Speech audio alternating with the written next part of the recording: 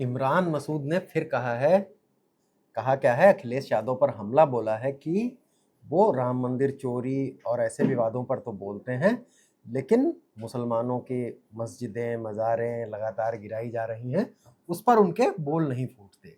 इससे पहले भी इमरान अखिलेश पे बोलते रहे हैं। क्या बोलते रहे हैं, सुनिए। मैं सवाल को नसीहत भी दे रहा हूँ ना, मैं इतना बड़ा नेता हूँ। मैं हालात बता रहा हूँ कि हालात देख लीजिए। राहुल गांधी का हाथ मजबूती के साथ थाम लीजिए। राहुल गांधी का हाथ मजबूती से थामेंगे तो इस दलदल से बच पाएंगे। बचने का एक ही रास्ता है, उसका नाम है राहुल गांधी।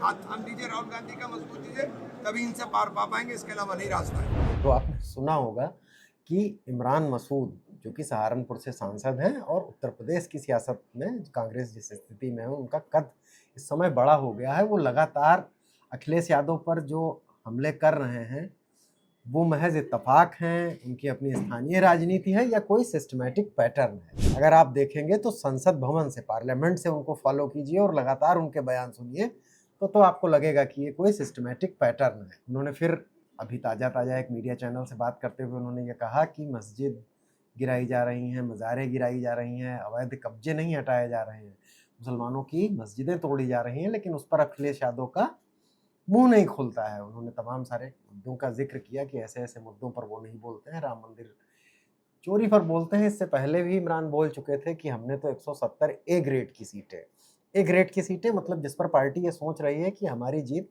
इन पर हो सकती है, वो तय कर ली हैं और वो समाजवादी पार्टी को बता भी दी हैं। अब जाहिर सी बात है कि ए ग्रेड की सीटें अगर 170 हैं तो पार्टी इन्हीं 170 सीटों में से चाहेगी ही। और इसको लेकर अब जो ये वाकयुद्ध है, अखिलेश यादव इस पर नहीं बोलते थे, उनकी पार्टी के नेता जरूर शिकायत करते थे कि सपा और कांग्रेस इंडिया अलायंस में है, लेकिन इमरान जिस तरह से बोलते हैं वैसे वेस्ट यूपी में तो बहुत मुसीबत पैदा कर रहे हैं। इमरान मसूद सहारनपुर के कद्दावर हैं और अब धीरे धीरे वो अपनी राजनीति को वेस्ट यूपी में फैला रहे हैं। तो ये पैटर्न जो है, क्या ये इसको कांग्रेस आलाकमान का भी इशारा है? इमरान मसूद की राजनीतिक यात्रा को आप देखेंगे तो 2022 के चुनाव से पहले वो सपा में आ गए थे और फिर उसके बाद वो सपा ने उनको टिकट नहीं दिया तो वो कांग्रेस में चले गए थे और फिर 2024 में वो सांसद बन गए। और कांग्रेस में उनकी वापसी को लेकर भी कहा जाता है कि प्रियंका ने उनकी वापसी कराई और उन्होंने, ऐसा था राहुल गांधी इस बात से नाराज थे कि उन्होंने उस समय पार्टी छोड़ दी थी, लेकिन उन्होंने अपना माफी तलाफी की, पार्टी में चले गए। लेकिन इस समय वो लगातार बोल रहे हैं। एक आध दिन चुप होते हैं तो ऐसा माना जाता है, लगता है कि शायद आलाकमान ने उनको चुप करा दिया हो, लेकिन फिर वो बोलना शुरू कर देते हैं। और अब सीट बंटवारे को लेकर समाजवादी पार्टी के भी मुसलमान नेता बोलने ही लगे हैं। एसटी हसन ने इसको लेकर अभी कुछ दिन पहले बोला था। अफजाल अंसारी ने भी गाजीपुर में कहा कि भाई कांग्रेस और सपा एक ही विचार उनका फिलहाल है, भाजपा को सत्ता से हटाना है। और ऐसे में देखा जाएगा, अगर कांग्रेस को ये लड़ती है, लगता है तो फिर वो अकेले चुनाव लड़ दे। इमरान भी यही करते हैं कि अगर अखिलेश को ये लगता है कि वो अकेले चुनाव जीत लें तो अकेले चुनाव लड़ लें। तो अब क्या स्थिति ये है कि कांग्रेस ने उनको कुछ इशारा आलाकमान की तरफ से है, या फिर इमरान लगातार अपने बयान दे देकर कुछ ऐसी स्थिति पैदा करते जा रहे हैं कि कहीं स्थिति से नौबत इस स्थिति तक ना आ जाए कि गठबंधन टूटने जैसी बात हो जाए। 170 ये ग्रेड की सीटें हैं। और एक बात और कही जा रही है, ये इमरान मसूद से संबंधित नहीं है, लेकिन कांग्रेस में जो सीट बंटवारे के पैरोकार हैं वो कहते हैं कि लोकसभा चुनाव में 17 सीटें हमें मिली थी और अगर उसका भी मोटा मोटी हिसाब लिया जाए, एक लोकसभा क्षेत्र में 5 विधानसभा सीटें मान ली जाए तो हमें 85 सीटें मिलनी चाहिए। ऐसे में 85 से 100 सीटों तक की बात होती है, लेकिन इमरान मसूद तो 170 सीटों की बात करते हैं। तो क्या कांग्रेस आलाकमान भी कुछ इस दिशा में सोच रहा है? क्योंकि इमरान अब जिस तरह लगातार बयानबाजी कर रहे हैं वो एक पैटर्न लगती है, ये महज इत्तेफाक तो नहीं हो सकता है। पार्टी के तमाम कार्यक्रमों में जाते हैं, जाहिर है कि पार्टी ही उन्हें भेजती है, भोपाल में और तमाम जगहों पर उनकी बाइट्स आती हैं, तमाम मुद्दों पर वो बोलते हैं। तो क्या कांग्रेस समाजवादी पार्टी पर इमरान के जरिए कुछ दबाव बना रही है? दबाव अखिलेश यादव पर मुस्लिम वोटों के को लेकर अब बहुत ज़्यादा बनता जा रहा है। केवल इमरान की बात नहीं है, ओवैसी का भी ताज़ा बयान सुनिए।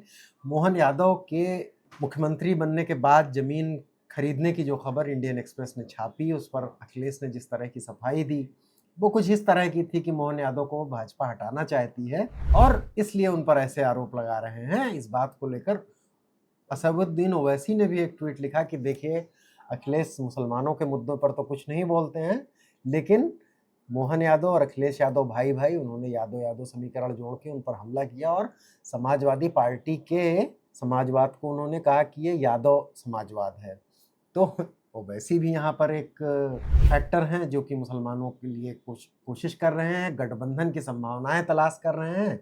अभी उन्होंने बहराइच के मटेरा में जो सालार मसूद गाजी की वहाँ पर मज़ार है, वहाँ पर भी एक रैली की थी, और अब नजीबाबाद जो कि एक मुस्लिम बहुल इलाका है, समाजवादी पार्टी का भी वो अच्छा गढ़ रहा है, बसपा का भी अच्छा गढ़ रहा है, वहाँ दूसरी रैली की तैयारी कर रहे हैं। और अगर बसपा की भी बात करें तो बहुजन समाज पार्टी भी अब तमाम सारे पुराने मुस्लिम नेताओं को ढूंढ रही है। मुमताज़ अली से लेकर जो भी उनके पास मुसलमान नेतृत्व मौजूद है उनको एक्टिव किया गया है और क्षेत्रों में मुसलमान खड़े किए जा रहे हैं। कोशिश तो बसपा भी कर रही है, लेकिन शायद अभी फिलहाल ओवैसी और बहुजन समाज पार्टी से अखिलेश उससे तो वो नहीं डरते होंगे, लेकिन इमरान मसूद की जो बयानबाजी है वो समाजवादी पार्टी के लिए फर्क पैदा करती है। क्योंकि अगर एक जो सेंटिमेंट देखा जाता है तो उसमें ये देखा गया था कि जो मुस्लिम वोट कंसोलिडेशन लोकसभा चुनाव में बहुत बढ़ा समाजवादी पार्टी और कांग्रेस गठबंधन के लिए, उसकी एक वजह यह भी थी कि दोनों पार्टियां साथ में थी और मुसलमान स्वतंत्र तौर पर राष्ट्रीय चुनाव के लिए, आम चुनाव के लिए अब कांग्रेस को वोट देना चाहता है। ये बात जमीन पर भी दिखती है, लेकिन चूंकि कांग्रेस का उत्तर प्रदेश में वैसा संगठन, वैसा नेतृत्व नहीं दिखता है, तो वो समाजवादी पार्टी की तरफ जाता है। कांग्रेस भी इस बात को समझती है और वो किसी न किसी चुनाव के बहाने ये कोशिश करती है कि उसे ज़्यादा सीटें मिलें, उससे लोग जुड़ें, उसका संगठन मजबूत हो, उसके विधायक बने, तो पार्टी एक बार फिर उत्तर प्रदेश जैसे राज्य में खड़ी हो जाएगी, जो उसका एक समय पर बहुत मजबूत गढ़ हुआ करता था। पार्टी ने प्रधानमंत्री के प्रधानमंत्री यहाँ से दिए थे। लेकिन समाजवादी पार्टी भी, और अखिलेश ने से भी एक दफ़ा पूछा गया था कि आप फिलहाल क्या दिख रहे हैं, तो उन्होंने कहा कि हमें तो 50 सीटों पर दिख रही है कांग्रेस। अगर इसको ये मान लिया जाए कि समाजवादी पार्टी कांग्रेस को 50 सीटें देने के मूड में है, हालांकि वो 100 तक सीटें दे चुकी है, तो अगर लोकसभा के हिसाब अनुपात में भी ये कम है, अगर 85 सीटें मान ली जाएँ 17 लोकसभा के क्षेत्रों में, तो भी उसे 85 सीटों पर तो कांग्रेस की दावेदारी बनती है। लोग कहते हैं कि ये बढ़ते-बढ़ते 70-75 तक पहुंच भी सकती है, क्योंकि समाजवादी पार्टी के भी नेता ये मानते हैं कि कांग्रेस अगर 50-55 सीटों से ज़्यादा लड़ेगी तो समाजवादी पार्टी और कांग्रेस का जो गठबंधन है उसका प्रदर्शन प्रभावित होगा, क्योंकि बहुत जगह कांग्रेस का संगठन ही नहीं है। संगठन का मतलब पदाधिकारी हैं, लेकिन उसके पास वैसे संसाधन, वैसा जनबल, वैसा धनबल वाले नेता नहीं हैं और पार्टी के लिए काम करने वाले कार्यकर्ता नहीं हैं, जो कि चुनाव जिताने के लिए जरूरी मशीनरी है। समाजवादी पार्टी के एक प्रवक्ता कहते हैं कि मेरा नाम मत लीजिएगा, लेकिन वो कहते हैं कि आप कांग्रेस ये सोचती है कि रातों रात किसी दिन चमत्कार होगा और वो उत्तर प्रदेश में अच्छी खासी संख्या में विधायक सांसद उसके जीत जाएंगे और फिर उसका संगठन और सब कुछ खड़ा हो जाएगा, और इसके लिए वो गठबंधन भी करना चाहती है और उसी गठबंधन की पीठ पर पैर रखकर आगे बढ़ना चाहती है। ऐसे में कैसे बात बनेगी? अगर भाजपा को हराना है तो ये देखना होगा कि कौन भारतीय जनता पार्टी से मजबूती से लड़ रहा है। और इमरान मसूद इसका एक ध्रुव बने हैं। सहारनपुर एकदम उत्तर प्रदेश के किनारे से उत्तराखंड बॉर्डर का जिला है, वहां से ही चुनावी सीटों की गिनती शुरू होती है और वो लगातार बोल रहे हैं। अब इसके एक दूसरे पहलू पर भी देखते हैं, जैसे मोहन यादव वाले प्रकरण पर कांग्रेस भारतीय जनता पार्टी पर बहुत आक्रामक है। इसको लेकर प्रेस कॉन्फ्रेंस मध्य प्रदेश के प्रदेश कांग्रेस अध्यक्ष जीतू पटवारी ने भी की। पवन खेड़ा जो कि कांग्रेस के प्रवक्ता हैं, उन्होंने दिल्ली में प्रेस कॉन्फ्रेंस की और जमकर आरोप लगाए कि देखिए कैसे भ्रष्टाचार हो रहा है। अखिलेश यादव ने मीडिया बाइट्स में मोहन यादव का बचाव किया और उनका इशारा था कि ऐसे तो बहुत जगह हो रहा है। उत्तर प्रदेश के बारे में भी कुछ बातें बोली और उन्होंने कहा तो रियल एस्टेट कारोबारी हैं, और उसको इस बात से जोड़ लिया गया कि यादव जाति देखकर अखिलेश यादव बोल रहे हैं। लेकिन उन्हीं प्रेस कॉन्फ्रेंसों में, खासतौर से पवन खेड़ा की प्रेस कॉन्फ्रेंस में जब ये सवाल पूछा गया कि अखिलेश यादव तो ऐसा कह रहे हैं और गठबंधन और अलग अलग होने की बात भी कही गई, तो पवन खेड़ा उसको बहुत राजनीतिक चातुर्य से बच के निकल गए और उन्होंने उसको पूरी तरह से घुमा दिया। यानी कांग्रेस आला कमान अपने स्तर पर कभी भी बड़े नेता अविनाश पांडे जो कि उत्तर प्रदेश के प्रभारी हैं, वो भी अगर लखनऊ में होते हैं तो कई दफ़ा ये कह देते हैं कि 403 सीटों पर हम मजबूती से तैयारी कर रहे हैं, और दिल्ली में जब कभी उनसे बात की जाती है तो वो ये कहते हैं कि मिलजुल कर लड़ेंगे, बात चलेगी और जो पार्टी आला कमान तय करेगा, भारतीय जनता पार्टी को सत्ता से हटाने का लक्ष्य है। यानी कि ये केवल प्रेशर पॉलिटिक्स है सीट बंटवारे की, या कांग्रेस ऐसे किसी विकल्प पर सोच भी रही है कि उसे उत्तर प्रदेश के चुनाव में ऐसे गठबंधन में जाना चाहिए जिसमें अपर हैंड उसका हो। अपर हैंड उसका हो मतलब वो लीड करे। अब ये बस्ती फिर कौन लोग हैं इसमें? एक कोशिश बसपा के साथ में बहुत चर्चा हुई थी जब तनुज पुनिया पहुंच गए थे, बहुजन समाज पार्टी के साथ वो चली जाए। हालांकि उस पर कांग्रेस को ये भरोसा है, बसपा चूंकि इधर भारतीय जनता पार्टी की सरकार जब से देश में प्रदेश में आई है, बसपा थोड़ा कम सक्रिय लड़ती हुई प्रतीत हुई है, उस पर भाजपा की बी टीम होने का आरोप है। तो कांग्रेस के कुछ लोग ये भी मानते हैं कि कांग्रेस की क्रेडिबिलिटी मुसलमानों में जो है और बहुजन समाज पार्टी का दलित वोट मिलकर एक अच्छा समीकरण बना सकते हैं और चुनौती दे सकते हैं। लेकिन तनुज पुनिया गए, बहन जी ने भी इनकार कर दिया। कांग्रेस और बीएसपी के कहीं कहीं एक एक की बातें अभी भी चल रही हैं। पंजाब के चुनाव में ये शायद दिखे भी, उसकी चिंताएं दूसरी हैं, लेकिन उत्तर प्रदेश में अभी ऐसी कुछ बात बनती नजर नहीं आ रही है, क्योंकि बहुजन समाज पार्टी ने तो जिलेवार अपनी रैलियां भी शुरू कर दी हैं और विश्वनाथ पाल उनको लगातार संबोधित कर रहे हैं और वो उन्होंने अपने नेता मुसलमान भी तलाशने शुरू कर दिए हैं। कांग्रेस के पास जो चेहरे हैं, इमरान मसूद चूंकि जनता की राजनीति करते हैं, थोड़ा जनाधार वाले नेता हैं, बाकी इमरान प्रतापगढ़ी भी बोलते ही रहते हैं मुसलमानों के मुद्दे पर, और समाजवादी पार्टी के पास भी तो मुसलमान नेताओं विधायकों की ठीक ठाक संख्या है, वो भी बोल रही है। तो ये केवल प्रेशर पॉलिटिक्स है। इमरान क्या वेस्ट यूपी के कुछ हिस्से में चाहते हैं कि सीटों का बंटवारा उनके हिसाब से किया जाए? ये सहारनपुर जिले को लेकर तो खासे संवेदनशील हैं और वहाँ पर वो मुसलमान हिंदू कैसे भी प्रत्याशी चाहते हैं उनके मुताबिक तय किए जाएं, क्योंकि इससे इमरान की राजनीति के भी समीकरण काफ़ी बनते बिगड़ते हैं। और इमरान हमेशा कहते हैं, उनकी राजनीति को जानने वाले, कि ये मार्जिन लेके चलते हैं कि अगर उन्हें ऐसे चुनाव लड़ना पड़े तो कम से कम ऐसे हिंदू नेता उनके साथ हो जो उन्हें हिंदुओं का भी कुछ वोट दिलाएं और उनकी राजनीति कहीं भी किसी पार्टी में मजबूती से खड़ी हो। ये उनका अपना स्टाइल है, राजनीति करने का तरीका है। या फिर वो वेस्ट यूपी में कुछ अपने इलाके में चाहते तो इमरान ये भी हैं, अंदरूनी सूत्र बताते हैं कि कांग्रेस को चंद्रशेखर को साथ लेना चाहिए।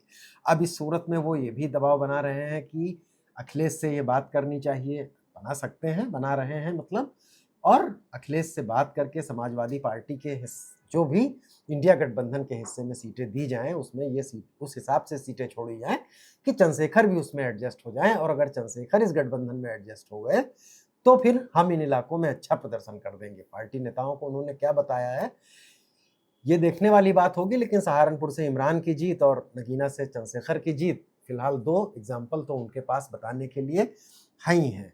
अब समाजवादी पार्टी की चिंता दूसरी है, वही जो अखिलेश यादव ने कहा कि हमें तो 50 सीटों पर दिख रही है। यही चिंता प्रदेश रणनीतिकारों को समाजवादी पार्टी के भी सताती है कि अगर सीटें ज़्यादा दे दी, जैसे 100 सीटें दे दी थी 17 में और नतीजा कुछ नहीं निकला था, और लोकसभा में भी 17 सीटें दी गई, 6 सीटें कांग्रेस जीत पाई, यानी 1/3 उसका स्ट्राइक रेट रहा, 33% जीत पाई, जबकि समाजवादी पार्टी 62-63 सीटों पर लड़ी थी और उसने 37 सीटें जीत ली। मतलब उसका स्ट्राइक रेट 50% से ऊपर था, आधे से ज़्यादा जीत ली, क्योंकि समाजवादी पार्टी के संगठन पूरे प्रदेश में मजबूत है। ये भी तर्क मजबूत है, लेकिन इन्हीं तर्क वितर्कों के बीच में कौन किसके हाथ पकड़कर आगे बढ़ना चाहता है और कौन किसकी पीठ पर पांव रखकर आगे बढ़ने चाहता है, इसकी लड़ाई तो शुरू ही हो चुकी है। अभी जो राजनीति पर नजर रखने वाले लोग हैं वो मानते हैं कि फिलहाल इस चुनाव में तो कांग्रेस और सपा का गठबंधन टूटने नहीं जा रहा है, और कोशिश की जाएगी कि अंतिम समय में अगर इसमें चंद्रशेखर या दूसरे लोग एडजस्ट हो सकते हैं तो एडजस्ट हो जाएं। लेकिन प्रेशर पॉलिटिक्स के लिए ये बयानबाजी चलती रहेगी, और इमरान मसूद और बाकी नेताओं की इन्हीं बयानबाजी और दबाव के चलते कांग्रेस ज़्यादा से ज़्यादा सीटें लेने की कोशिश करेगी। लेकिन इन बयानों से होता क्या है कि कुछ मुद्दे भी उछलते हैं, और ये मुद्दे फिलहाल तो समाजवादी पार्टी को थोड़ा सा परेशान करने वाले हैं।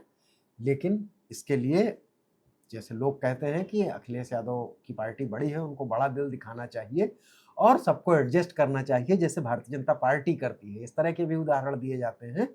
लेकिन अखिलेश कितना एडजस्ट कर पाएंगे? अपने पुराने अनुभवों से ज़्यादा सीटें देकर कांग्रेस उस पर का स्ट्राइक रेट घट जाता है। कांग्रेस भी इस बात को लेकर कहती है कि हमें सीटें ही वही दी जाती हैं जिन्हें जीतना बहुत कठिन होता है। इसलिए हमारा स्ट्राइक रेट कम रहता है। लेकिन सीटें कांग्रेस तो एक समय सब कहीं जीता करती थी, और कठिन सीटें क्या, कांग्रेस उन सीटों पर भी तमाम सारी नज़र उस 170 की उन लिस्ट में है जहां समाजवादी पार्टी 2 या 3 दफ़े से चुनाव नहीं जीत पाई है। ये सब बातें हैं, और कोशिश ये है कि कांग्रेस को अच्छी सीटें मिले। अब ये कितनी होंगी ये तो नहीं कहा जा सकता है, लेकिन लोग कह रहे हैं कि अगर 70 के आसपास सीटें कांग्रेस को मिलेंगी और अगर 100 का कोटा कांग्रेस को दिया गया तो कांग्रेस उसमें और भी तमाम लोगों को एडजस्ट करेगी। जैसे चंद्रशेखर अगर इनके साथ आए तो वो हो सकते हैं, और तमाम कुछ एक लोग हो सकते हैं। कुछ लोग ओवैसी का भी नाम लेते हैं, लेकिन कुछ लोग इस संभावना से इनकार करते हैं कि ओवैसी को शायद कांग्रेस भी साथ नहीं लेना चाहेगी। लेकिन ये दिलचस्प है, अभी इमरान मसूद की बयानबाजी जारी रहेगी, और पश्चिमी उत्तर प्रदेश में उनकी सक्रियता थोड़ी बढ़ी है, और उनकी बयानबाजी और उनके दबाव कितना रंग ला पाता है ये देखने वाली बात होगी। अनुराग अड्डा में आज यहीं तक, कल फिर किसी नए मुद्दे के साथ हाजिर होंगे। देखते रहिए बोले भारत, अपनी राय से अवगत कराइए, चैनल को सब्सक्राइब कीजिए। नमस्कार, धन्यवाद।